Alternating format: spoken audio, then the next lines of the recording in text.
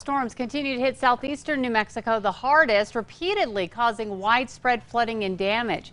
Meteorologist Grant Tosterwood breaks down how much rain that region has seen and the problems that it's causing. That's right. We're seeing widespread issues, and it caused Highway 70 to shut down from Las Cruces to White Sands due to mudslides caused by heavy rain over the weekend. You can see just how bad it was. The DOT had to bring in heavy equipment to push all that mud out of the way.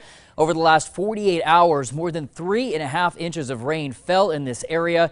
Since May 1st, many areas across the southeastern part of New Mexico have seen half a foot of rainfall, but Roswell has more than doubled that amount. They've had 12.81 inches of rainfall since May 1st, bringing their yearly total to over 13.5 inches, making it the fourth wettest start to a calendar year on record. Farther south in Carlsbad, over 7 inches of rain caused the Pecos River to flood at the beginning of this month, and unfortunately, one person was killed during that storm after driving around a barricade and being swept away by the flood waters. And just last week, we saw another flash flood down in the Ruidoso area. The village and surrounding areas got around 7 inches of rain, but other areas in the Sacramento Mountains measured more than 15 inches of rain since May 1st.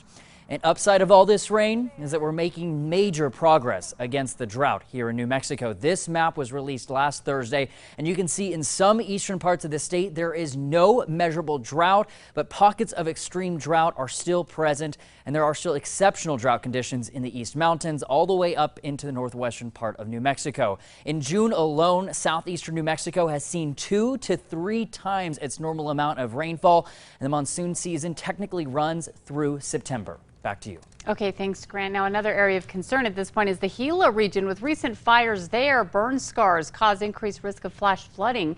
That area did get heavy rain already last night.